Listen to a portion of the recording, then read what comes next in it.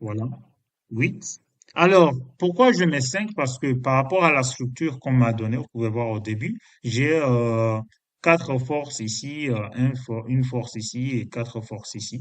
Une autre, vous voyez, donc c'est pour ça que je mets 5 éléments, pour que ça me permette d'utiliser la mode nodale pour mettre ou appliquer mes forces. Alors là, je mets 8 sur ça, ici, 8. Voilà, là j'ai déjà fini. Alors, je n'ai pas encore maillé, attention. Là, j'ai seulement créé le nombre d'éléments. Maintenant, je vais passer au maillage. Pour passer au maillage, on change Mexid en Mesh. Et là, on va cliquer ou on va tout sélectionner toute la surface. Regardez mon curseur, regardez, voilà. Et là, Apply. Vous pouvez voir que le maillage, il est fait. On retourne, on tape ici. Voilà. Là, vous pouvez voir, le maillage est fait. Alors, maintenant, on passe aux boundary conditions, aux conditions limites. Premièrement, on va encastrer, on va bloquer la structure. Du coup, on écrit encastrement. Encastrement, en anglais, on dit fixed support. Juste, on encastre, on bloque. Input, euh, on va bloquer les translations et rotations. Ici, les translations. Maintenant, passe aux rotations. 0, 0, 0. Voilà. Donc maintenant, application region. Où est-ce qu'on veut appliquer? On veut appliquer ici. Voilà, mais je vais display ça.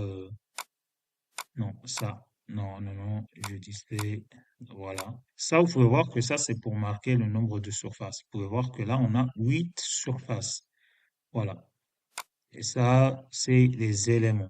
Voilà, ça, c'est nombre d'éléments. Donc, je tape ici 13 add, mais je peux maintenir la touche Shift, pas contrôle, parce que contrôle, ça va te mettre des bugs. Mais Shift, oui, tu peux. Et là, j'ai tout. Non, non, non, non, non, non. Normalement, on va bloquer. Ici, comme vous voyez que les forces s'appliquent horizontalement, donc c'est mieux qu'on bloque ici, suivant Y, c'est mieux. C'est mieux de bloquer suivant Y. Le point 13 et le point 17. L'élément 12, le point 13 et le point 12. Voilà. Donc là, add.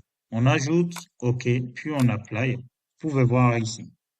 Voilà. Là, je vais enlever tout ça.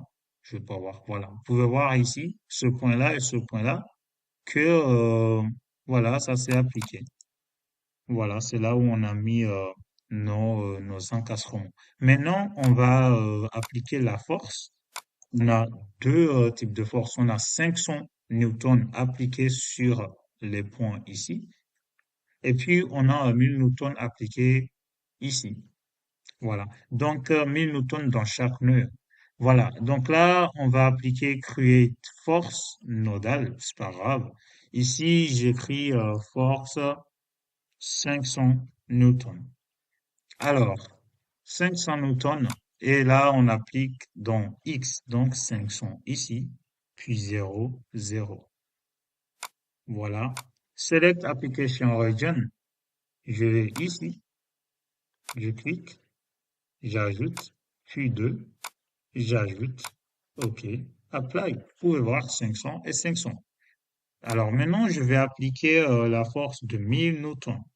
Alors, ici, je change, je mets 1000 newtons.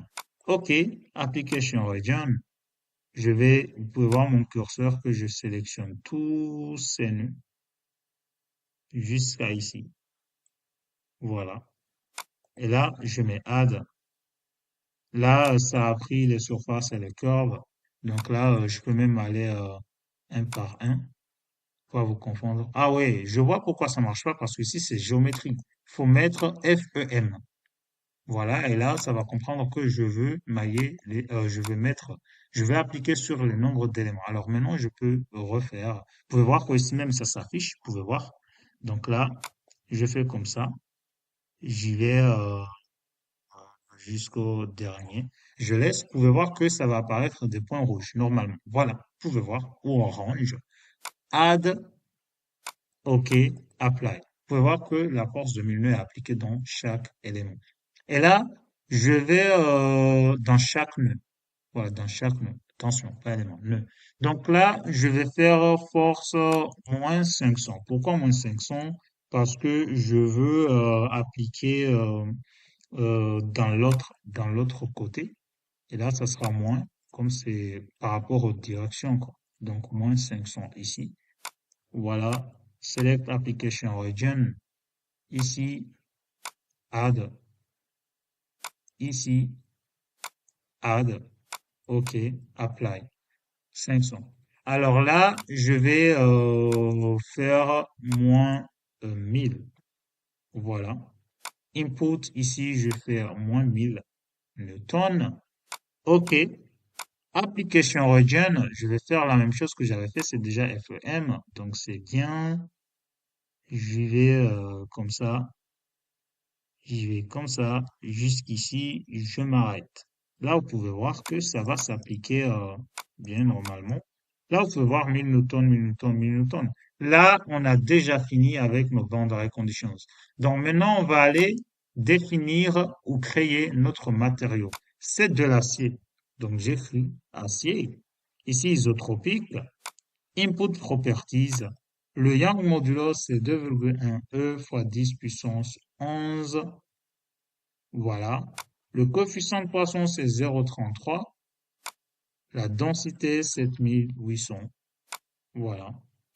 Apply. Notre matériel est créé. Alors maintenant, on va l'appliquer à notre structure. C'est une structure en 2D.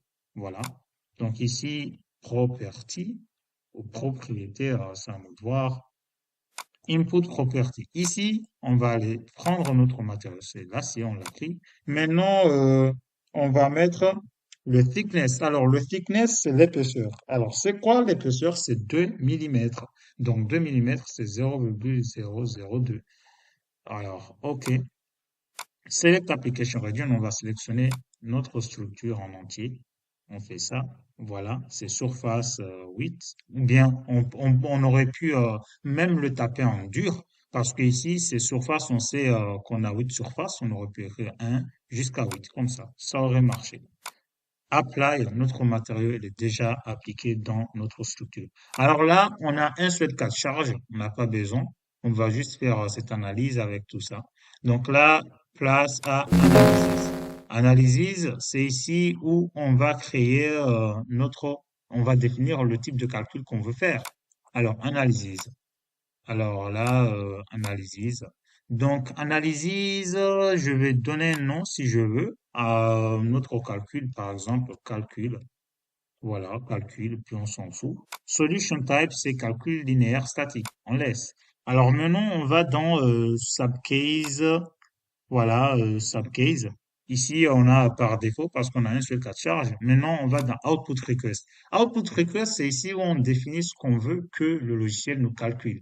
Logiciel Natron va calculer tout ça automatiquement. Ici, il y a les déplacements, il y a la contrainte. Nous, on veut aussi les déformations, qui est strain. On a ajouté. Si on veut quelque chose d'autre, on peut appliquer. Voilà, nous, on veut pas fatigue life, etc. On s'en fout. Juste, on va analyser les déplacements, la contrainte et les déformations. Donc, on s'arrête là. OK. Apply. Donc, c'est appliqué. Donc, maintenant, on peut lancer le calcul. Apply. Là, le logiciel va calculer tout ça automatiquement. On peut voir ici que ça se fait. Voilà. Donc, ça doit pas prendre du temps. Ça doit se finir à l'instant. Voilà. Donc, des types de calculs comme ça, c'est assez rapide. Parce que c'est des trucs basiques, très simples. Donc, c'est déjà fini. Là, on va aller chercher notre fichier. Donc, Access Result. Ici, Select. Ici, on peut le voir. Poutre calcul. Nous, on l'avait nommé calcul. Donc, calcul, apply. C'est bon. Ici, vous pouvez voir à gauche que c'est attached. Alors ici, si je fais ça, vous pouvez voir normalement, mais c'est trop grand, donc vous n'allez pas voir. Euh, voilà, c'est trop long. Faudra que je réaffiche tout ça. Non, non, vous pouvez voir ici. Begin Attach Result File. Voilà, on peut voir, c'est ici. Attach Result File. Donc, vous pouvez voir qu'on a Displacement, on a ce tensor aussi. Donc là, on peut cliquer Displacement, par exemple, translationnel. Ici, Displacement, Apply. Vous pouvez voir ici. Voilà les résultats qu'on devrait avoir. Ici aussi, vous pouvez taper dans ce extensor, Apply, vous pouvez voir les résultats. Donc ici, vous pouvez voir la valeur de la contrainte, que c'est à peu près 182 fois 10 puissance 5, 6, voilà, 182 fois 10 puissance 6 ou 1,82 fois 10 puissance 8. Donc c'est vraiment très très haut, voilà. Mais vous pouvez voir comment on a bloqué ici. Voilà. Donc, c'est des résultats comme on espérait. Voilà. Donc, juste on analyse pour voir les déplacements, c'est très important. Vous pouvez voir comment ça se fait. C'est ici où on a le maximum de déplacement là où c'est rouge et c'est normal parce que c'est ici où on applique les forces qui sont très maximales. C'est les forces à 1000 newtons qui sont appliquées au centre. Voilà. Vous pouvez voir la plaque comment elle se déforme ici. Voilà, faut regarder. Voilà, c'est la fin du tutoriel. N'hésitez pas à vous abonner, à commenter, même à partager, que ce soit à vos amis, à vos collègues, à tout ce que vous voulez. Ça va vraiment me donner envie d'en faire plusieurs vidéos. Voilà.